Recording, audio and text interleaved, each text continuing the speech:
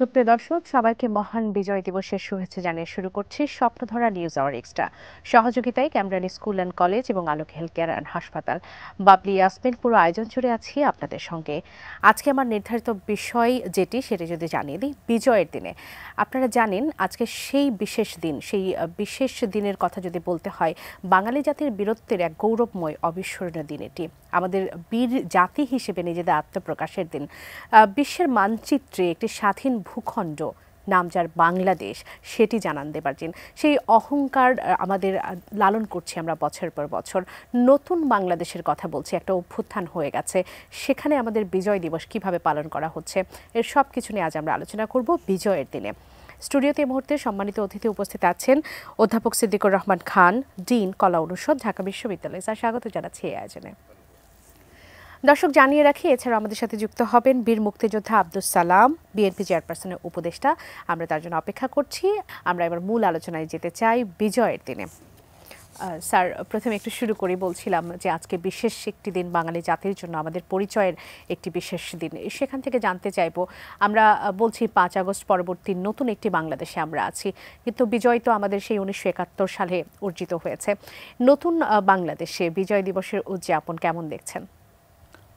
ধন্যবাদ আপনাকে। এবং আমি প্রথমেই আজকের 16 ডিসেম্বর মহান বিজয় দিবসে আমাদের মহান মুক্তিযুদ্ধে সকল বীর শহীদদের বিনম্র শ্রদ্ধার সাথে স্মরণ করছি এবং একই সাথে এই মুক্তিযুদ্ধে বীরঙ্গনা নারীদের প্রতিও আমি শ্রদ্ধা নিবেদন করছি, শ্রদ্ধা এবং সালাম জানাচ্ছি বীর মুক্তিযোদ্ধা, যাদের আত্মত্যাগ, যাদের জন্য আজকে আমরা একটি স্বাধীন সার্বভৌম বাংলাদেশ পেয়েছি এবং আমি এবং আপনি এখানে বসে কথা বলছি।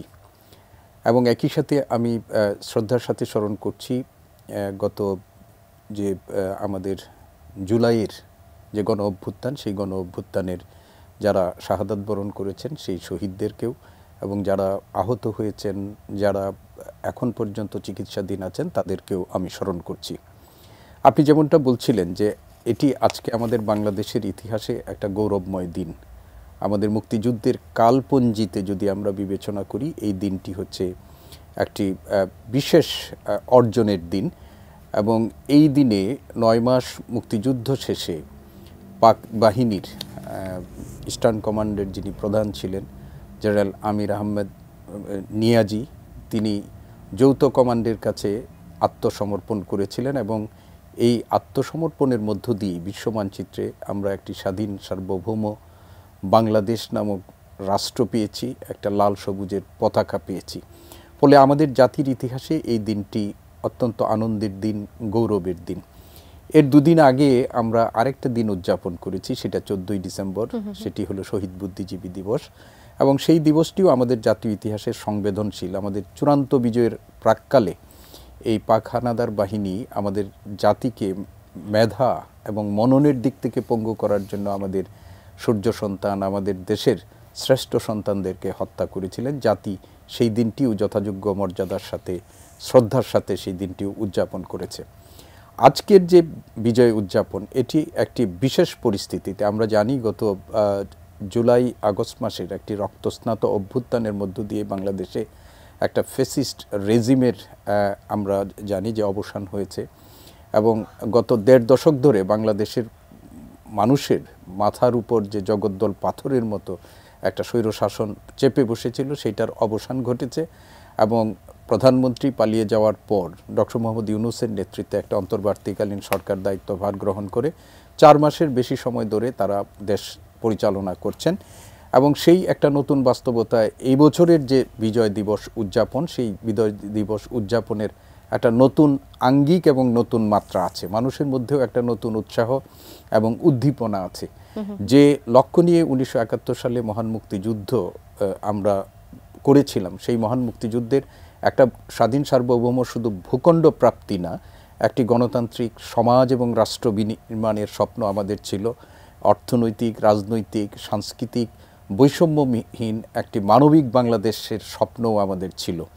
এবং সেই স্বপ্ন আমরা এই গত 53 বছরে যে পুরোপুরি অর্জন করতে পারিনি, সেই স্বপ্ন যে আমাদের পুরোপুরি অর্জিত হয়নি, এর কারণেই কিন্তু আমাদের একটা রক্তাক্ত গণ অভ্যুত্থান হয়েছে এবং সেই গণ অভ্যুত্থানের পর বাংলাদেশ একটা নতুন বিনির্মাণের নতুন স্বপ্ন নিয়ে একটা নতুন গণতান্ত্রিক রাষ্ট্র হিসাবে টেকসই রাষ্ট্র হিসাবে প্রতিষ্ঠার স্বপ্ন নিয়ে বাংলাদেশ যখন এগিয়ে যাচ্ছে, সেই বাস্তবতায় এই বছরের যে আমাদের মহান বিজয় দিবস উদযাপন, সেই কারণেই এটি একটা বিশেষ তাৎপর্যমণ্ডিত বলে আমি মনে করি। এবং আজকে এই অন্তর্বর্তীকালীন সরকারের যিনি প্রধান ডক্টর মোহাম্মদ ইউনূস, তিনি জাতির উদ্দেশ্যে ভাষণ দিয়েছেন এবং সেই ভাষণের মধ্যেই একটা নতুন সম্ভাবনাময় বাংলাদেশ বিনির্মাণের প্রত্যাশা, প্রত্যয়, অঙ্গীকার সেখানেও তিনি ব্যক্ত করেছেন। আমরা কিন্তু যখন বাংলাদেশের রাজনীতি তো অনেক গুরুত্বপূর্ণ একটি বিষয়, বাংলাদেশের রাজনীতিবিদদের মুখে কিন্তু আমরা সবসময় শুনি যে তারা বাংলাদেশ বিনির্মাণের কথা বলেন, তারা নানা প্রতিশ্রুতির কথা বলেন।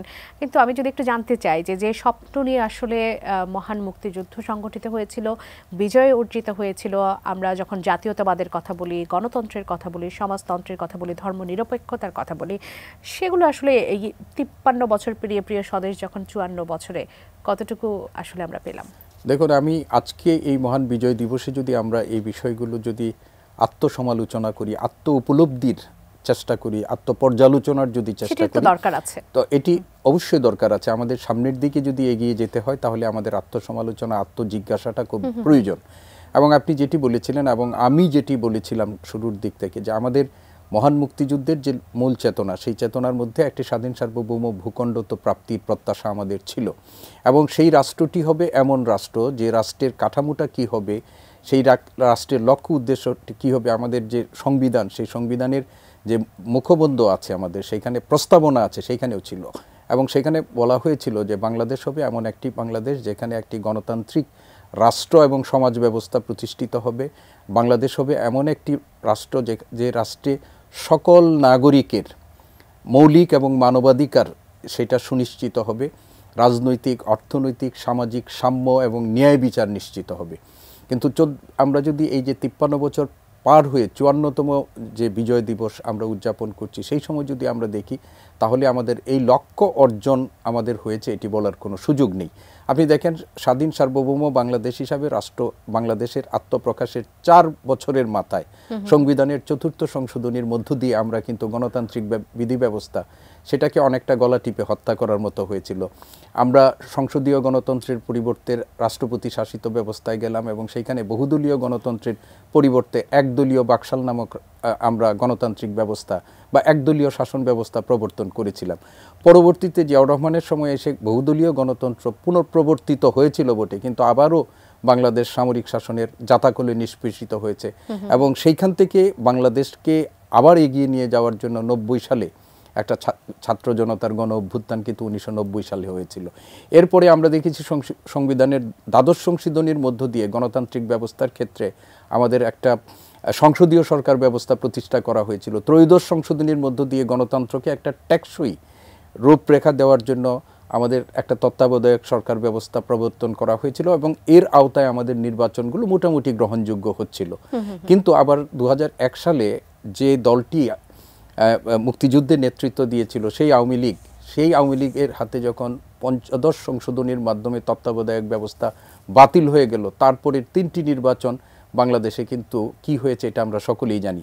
বাংলাদেশে মানুষ যে জন আকাঙ্ক্ষা নিয়ে তারা মুক্তিযুদ্ধ করেছিল, যে গণতান্ত্রিক একটা সমাজ, রাষ্ট্র, সেই গণতন্ত্র আমরা পাইনি। ফলে 24 সালে আবারও 1.5 সহস্রাধিক মানুষের জীবন দিয়ে আবার সেই গণতন্ত্র প্রতিষ্ঠার জন্য, একটা বৈষম্যহীন সমাজ প্রতিষ্ঠার জন্য আমাদের কিন্তু আবার একটা অভ্যুত্থানের পথে যেতে হয়েছে। এবং একই সাথে আপনি যেটি বলছিলেন যে আমাদের যে একটা সাম্য, মানবিক ন্যায় বিচার সম্পন্ন, তারপরে আপনার মানবিক রাষ্ট্র, অসাম্প্রদায়িক রাষ্ট্র প্রতিষ্ঠার যে আমাদের আকাঙ্ক্ষা নিয়ে মুক্তিযুদ্ধ হয়েছিল, আজকে 53 বছর পর কিন্তু আমরা সেই দিকে যাচ্ছি। দুর্বৃত্তায়ন হয়েছে রাজনীতিতে, অর্থনীতিতে, সব ক্ষেত্রে। এবং সর্বসাম্প্রতিক সময়ে আমাদের যে একটি শ্বেতপত্র প্রকাশিত হয়েছে, সেই শ্বেতপত্রটি যদি আমরা লক্ষ্য করি, তাহলে বাংলাদেশে মুক্তিযুদ্ধের চেতনার যে কথা বলে যে রাজনৈতিক দলটি 1.5 দশক ধরে উন্নয়ন এবং গণতন্ত্রকে একটার আরেকটার বিকল্প করে ফেলেছিল, সেই রাজনৈতিক দলটি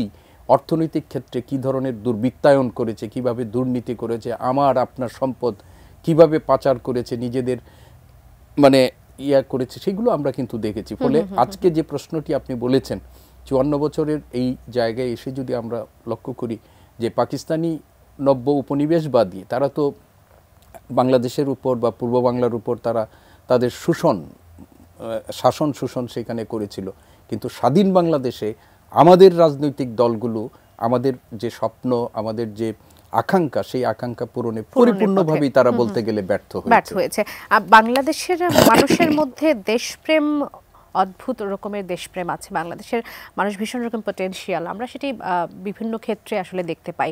কিন্তু অত্যন্ত দুঃখের বিষয়, অত্যন্ত পরিতাপের বিষয়, যাদের প্রাণের বিনিময়ে আমাদের স্বাধীনতা, যাদের আত্মত্যাগের বিনিময়ে আমাদের এই দেশ, তাদের মূল্যায়নটুকুই বা কতটুকু হয়েছে? আমরা প্রকৃত মুক্তিযোদ্ধার সঠিক সংখ্যা কি এখনো জানতে পেরেছি?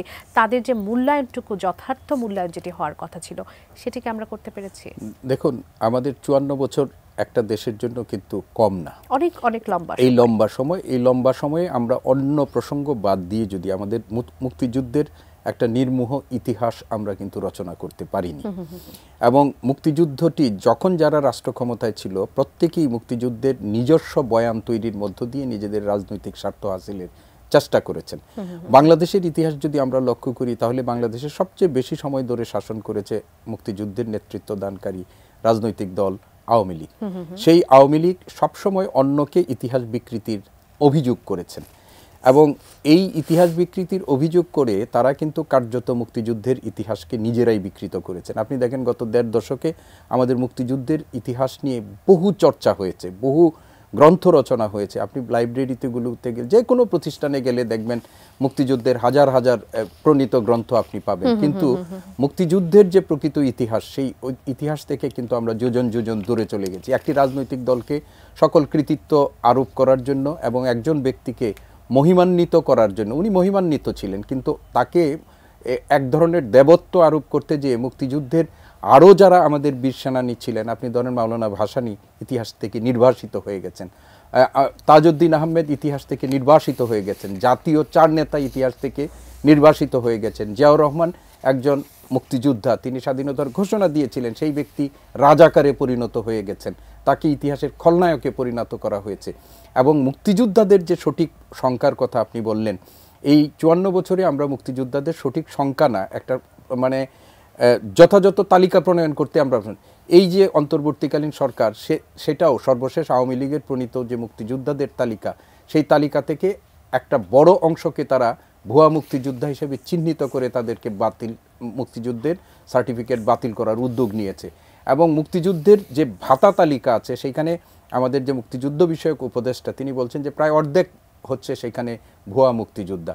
আপনি মুক্তিযোদ্ধা তো বিরাট সংখ্যক আছে আমাদের, কিন্তু আমরা এই যে শহীদ বুদ্ধিজীবী দিবসের কথা আমরা বলেছি, যেটা আমরা জাতি 14ই ডিসেম্বর অর্জন করেছে, সেই শহীদ বুদ্ধিজীবীর সংখ্যা তো খুব বেশি না, কিন্তু 54 বছরেও কিন্তু আমরা সেই শহীদ বুদ্ধিজীবীর তালিকা প্রণয়ন করতে পারি নাই।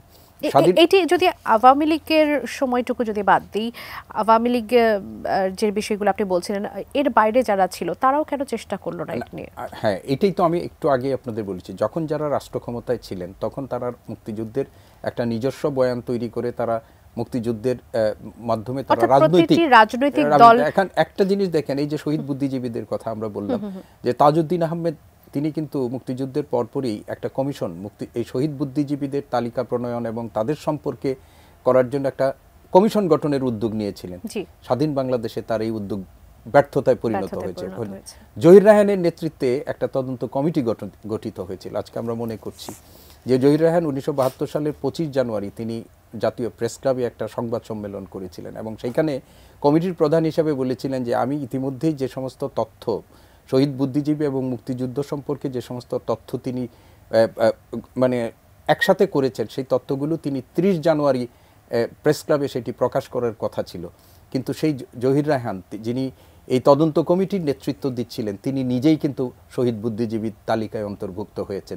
স্বাধীন বাংলাদেশের 54 বছরে আমরা জহির রায়হানের অন্তর্ধানের মানে কারণ এখনো উদ্ঘাটন করতে পারিনি, এবং সেই উদ্ঘাটনের ব্যাপারে না আওয়ামী লীগ না অন্য কোনো রাজনৈতিক দল কোনো কারো পক্ষ থেকেই কিন্তু আন্তরিকভাবে প্রচেষ্টাটাও আমরা লক্ষ্য করি না। ফলে এই যে জহির রায়হানের অন্তর্ধান, এবং সেই অন্তর্ধান যদি না হতো তাহলে আমাদের মুক্তিযুদ্ধ সম্পর্কিত কিন্তু অনেক কিছুই অনেক আসলে অনুদ্ঘাটিত জিনিস মানে সামনে এসে যেত। এবং তিনি একটা কথা বলেছিলেন যে সেটা যদি উদ্ঘাটিত হয় তখন ক্ষমতাসীন যে রাজনৈতিক দল, সেই রাজনৈতিক দলের অনেক নেতাকর্মীর জন্যই সেটা অস্বস্তিকর হতো যদি তিনি সেটি প্রকাশ করতে পারতেন। তো আমাদের জাতির জন্য দুর্ভাগ্য, এবং এটা আমরা মনে করি যে আমাদের একটা জাতীয় ব্যর্থতা, যে আমাদের এই যে সবচেয়ে গৌরবময় অর্জন মুক্তিযুদ্ধ, সেই মুক্তিযুদ্ধের ইতিহাস, সেই মুক্তিযুদ্ধের সাথে যারা আমাদের জড়িত বীর সন্তান, তাদের প্রকৃত মূল্যায়ন তো আমরা করতেই পারিনি, তাদের প্রকৃত সংখ্যাটাও আমরা এখন পর্যন্ত নিরূপণ করতে পারি নাই। এটা কিন্তু আমাদের, এই দায় কিন্তু আমাদের সকলেরই। আর একটা শেষ আমি কথা যেটা বলছি, যে মুক্তিযুদ্ধের ইতিহাস কিন্তু আমাদের দেশে পেশাদার ইতিহাসবিদরা কখনো রচনা করতে পারেন নাই। মুক্তিযুদ্ধের ইতিহাস হয়েছে সবসময় সরকারের ইচ্ছায়, সরকারি বয়ান অনুযায়ী। আপনি ধরেন অর্থাৎ কোন সময় আমরা করতে পারিনি, কারণ পেশাদার ইতিহাসবিদরা কখনো এটি চর্চা করতে পারেন নাই। সব সময় সরকারি বয়ান তৈরি হয়েছে। আজকে বদরুদ্দিন ওমর সাহেব এটি বলেছেন যে মুক্তিযুদ্ধের ইতিহাস নিয়ে আমাদের যে ইতিহাস হয়েছে সবগুলো হচ্ছে সরকারি বয়ান, প্রকৃত ইতিহাস হয়নি। আপনি ধরেন মুক্তিযুদ্ধের পরপরই আমরা মুক্তিযুদ্ধের শহীদের সংখ্যা, সেটাও কিন্তু সরকারিভাবে ঘোষিত হয়েছে, কোনো গবেষণার মধ্য দিয়ে হয়নি। আমাদের মুক্তিযুদ্ধের আরও অনেক বিষয় যেগুলো আদালতের ঘোষণার মধ্য দিয়ে হয়েছে, কোনো গবেষণার মধ্য দিয়ে পেশাদার ইতিহাস বা পণ্ডিতরা সেইগুলো করেন নাই, আদালতের মধ্যে দিয়ে করা হয়েছে।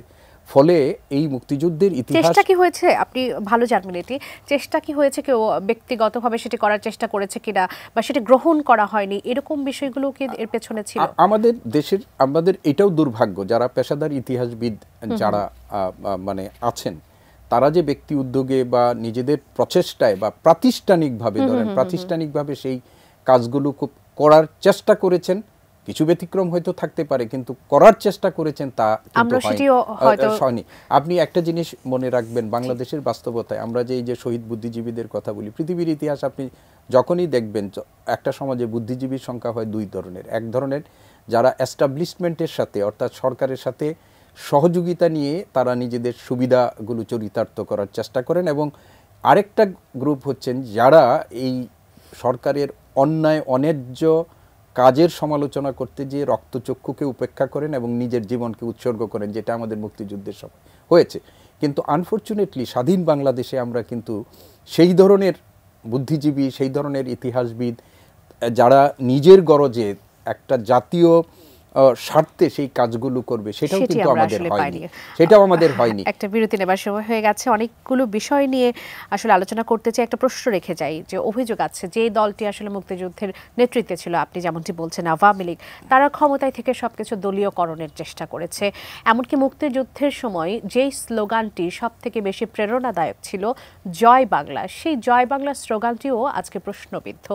দর্শক, আমরা যেমনটি প্রথম অংশে বলছিলাম, আমার সঙ্গে আরও একজন অতিথির আসলে যুক্ত হবার কথা ছিল। আপনারা জানেন আজকের এই বিশেষ দিনে বেশ কিছু আয়োজন চলছে। সবার আগে দেশ শিরোনামে একটি কনসার্টও চলছে। আপনারা জানেন কিছু কিছু জায়গায়, ঢাকা শহরে কিছু কিছু জায়গায় কিছুটা জটিলতা তৈরি হচ্ছে রাস্তাঘাটে। তিনি এখনো পর্যন্ত আমাদের মাঝে উপস্থিত হতে পারেনি। আমরা আশা করছি পরবর্তী অংশ হয়তো বা তাকে আমরা যুক্ত করতে পারবো। শুরু করি আবারও।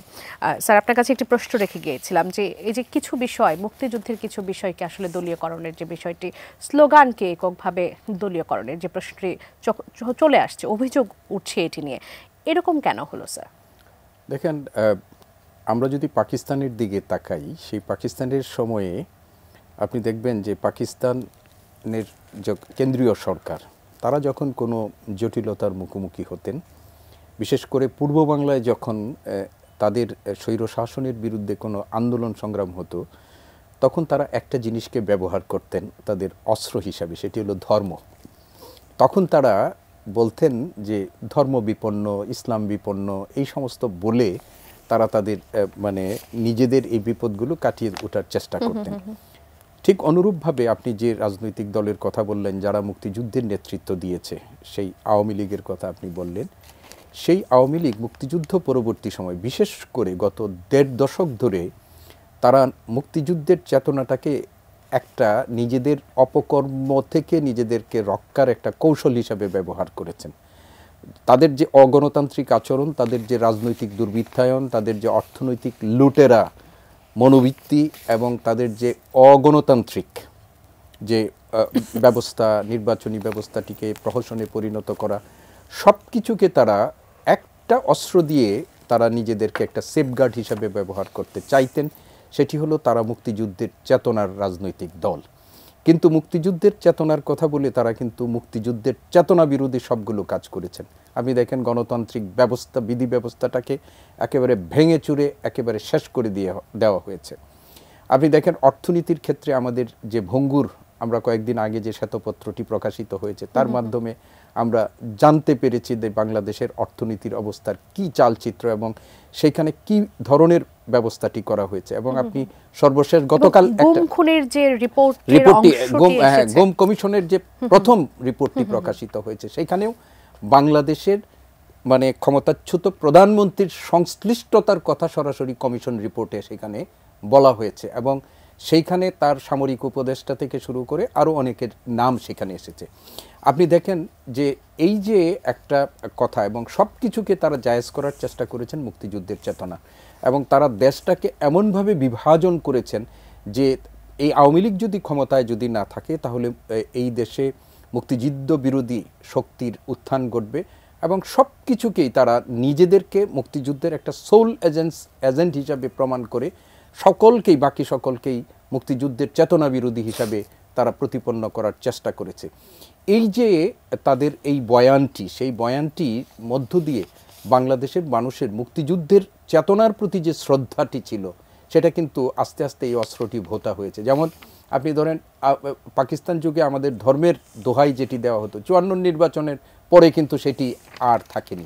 বাংলাদেশের মানুষ কিন্তু এই ধর্মের যে আমাদের এখানে একটা আফিম তারা তৈরি করে মানুষকে, বাংলাদেশের মানুষ বা পূর্ব বাংলার মানুষ যে ধর্মভীরু মানুষকে ব্যবহার করার চেষ্টা করেছিল 54 সালের যে মুসলিম লীগের যে পরাজয় নির্বাচনে, যুক্তফ্রন্টের বিজয়ের পর সেই অস্ত্রটা কিন্তু আর কাজে লাগেনি।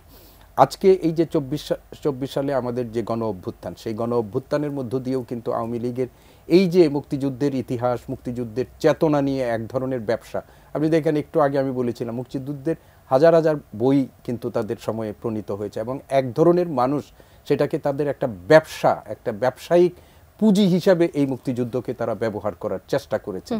ফলে মুক্তিযুদ্ধের যে চেতনা আমাদের এই তরুণ প্রজন্মের কাছে এবং আওয়ামী লীগের মুখ দিয়ে যখন এটি বলা হয় সেটার আবেদনটা কিন্তু কমে গেছে। এবং এই যে 24-এর পর আমরা যে ধরনের ঘটনা দেখেছি এবং শেখ মুজিবুর রহমান এবং তার প্রতি মানুষের যে অশ্রদ্ধা এই তরুণ সমাজ করেছে, এটি কিন্তু আমাদের কাছে কোনোভাবেই কাঙ্ক্ষিত না, কোনোভাবেই কাঙ্ক্ষিত না। তরুণ প্রজন্ম এটা, এর জন্য দায়ী হচ্ছে আওয়ামী লীগ। এবং আরও যদি সুনির্দিষ্টভাবে বলি, এর জন্য দায়ী হচ্ছে সাবেক প্রধানমন্ত্রী শেখ হাসিনা।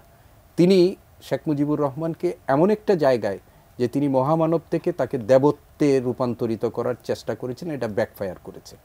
মুক্তিযুদ্ধের ইতিহাস, মুক্তিযুদ্ধের চেতনাটাকে প্রতিনিয়ত মানে ব্যবহার করে অন্যায় কাজগুলোকে যখন করা হয়েছে তখন এই দেশের মানুষ অলক্ষ্যেই মুক্তিযুদ্ধের চেতনার প্রতি তাদের যে একটা আকাঙ্ক্ষা, তাদের যে মানে অবস্থানটা, সেইটা কিন্তু মানুষ হারিয়ে ফেলেছে।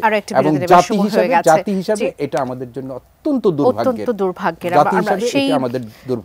এর আগের অংশে বলছিলাম আরো একজন সম্মানিত অতিথি আমাদের সঙ্গে যুক্ত হবেন, তিনি ইতিমধ্যে আমাদের মধ্যে এসে উপস্থিত হয়েছেন। আরো একবার যদি পরিচয় করে দিই, এই মুহূর্তে উপস্থিত আছেন বিএনপি চেয়ারপারসনের উপদেষ্টা বীর মুক্তিযোদ্ধা আব্দুল সালাম। স্বাগত জানাই আপনাকে। আপনার জন্যই আসলে আমরা অপেক্ষায় ছিলাম। অপেক্ষায় থাকাকালীন সময় আমরা মুক্তিযুদ্ধ নিয়ে, মুক্তিযুদ্ধের মূল চেতনা নিয়ে, আমাদের মুক্তিযোদ্ধাদের সম্মানের জায়গাটুকু নিয়ে, কতটুকু তাদের মূল্যায়ন করা হলো, সেই বিষয়গুলো নিয়ে আসলে আলোচনা করেছি।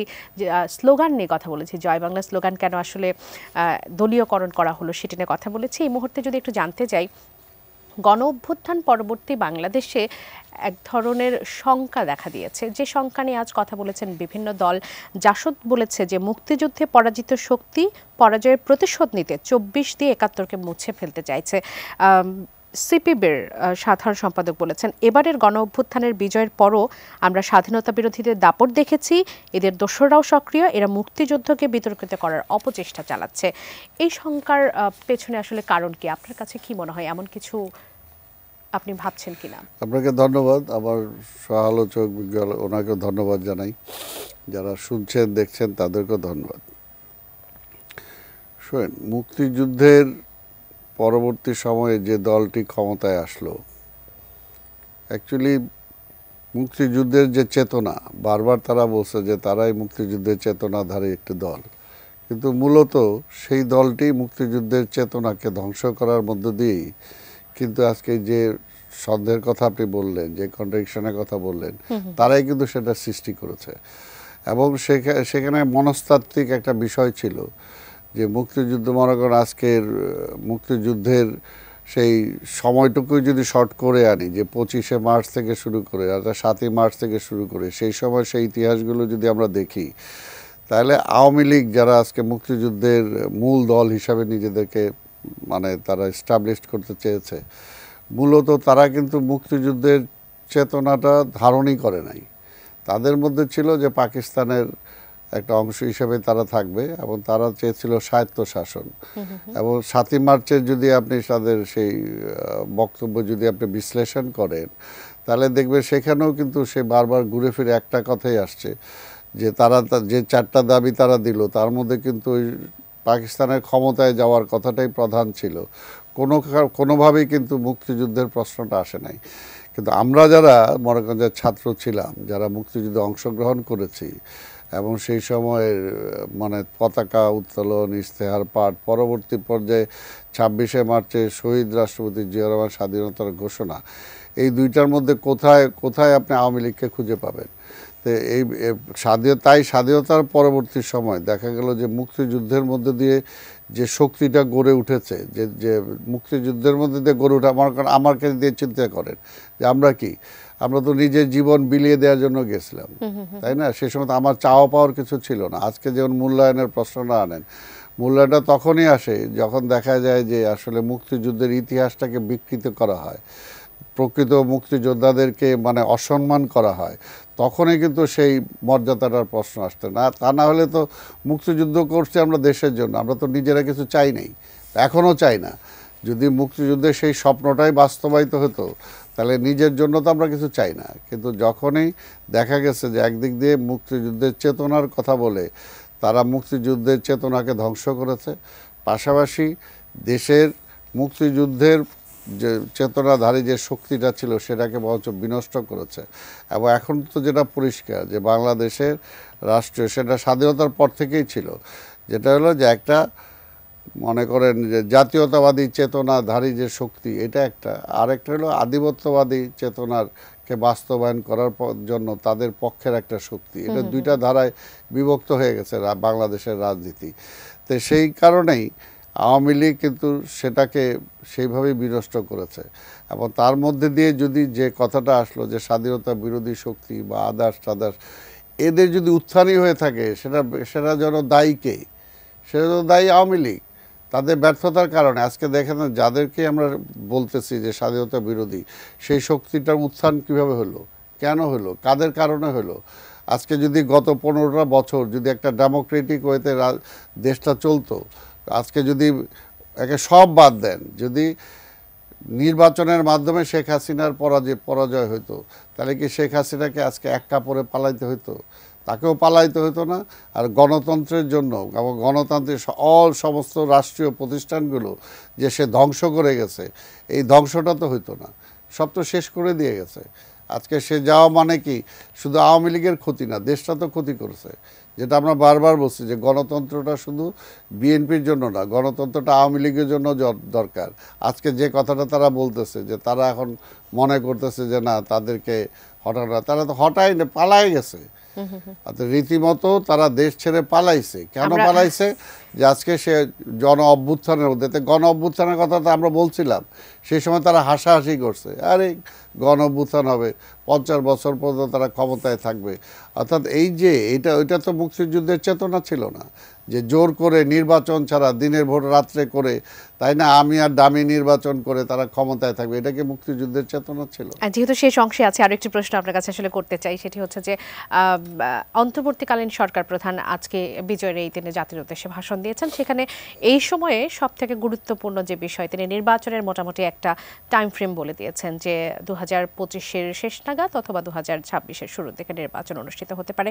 হঠাৎ করে তিনি কেন নির্বাচনের এরকম একটা টাইম ফ্রেম দিলেন করেন। প্রশ্ন উঠছে এখন যে এটি কি রাজনৈতিক কোনো চাপ এখানে কাজ করেছে নাকি অন্য কোনো চাপে পড়ে তিনি এই ধরনের চাপ তো তাদের হওয়ার কথাই না, কারণ তাদের তো মূল দায়িত্বটি হলো একটা সুষ্ঠু নির্বাচন, একটা অংশগ্রহণমূলক একটা নির্বাচন করে একটা নির্বাচিত সরকারের কাছে ক্ষমতাটা অর্পণ করা। তাদের কিন্তু মূল দায়িত্বটা এটা। সেখানে আছে কিছু সংস্কারের প্রশ্ন। আমরা তো বারবার কোনো রাজনৈতিক দল কিন্তু ডিনাই করে না যে না সংস্কার করেন না, কিন্তু দেখেন 4 মাস চলে গেল এখন পর্যন্ত কিন্তু তারা আসলে প্রকৃত অর্থে সংস্কারের নামে তারা কিছুই হয় নাই। বরঞ্চ যে জায়গায় ছিল, যে মেরুতে ছিল, আজকে হয়তো ফ্যাসিবাদ চলে গেছে, কিন্তু চলে যাওয়ার মধ্যে দিয়ে অন্তত জনগণের মধ্যে যে আশাটা বা এখনও যে জনগণ যে আশাটা নিয়ে আছে, আজকে সেদিকে তো তারা কিছুই করতে পারে নাই। সেই কারণে এটা একটা আশা জায়গা নিয়ে তারা হয়তো কথা বলছে, কিন্তু আমরা মনে করি যে এখনও সময় তারা একটা রোড ম্যাপ তারা ডিক্লেয়ার করুক। একটা রোড ম্যাপ তো দিচ্ছে না যে ঠিক আছে আমি 25-এর শেষের দিকেই দিতে চাই, নির্বাচন করতে চাই, সেটা বলুক এর আগে আমি এই কাজগুলো করতে চাই, এই কাজগুলো করে এতদিনের মধ্যে নির্বাচনটা করতে চাই।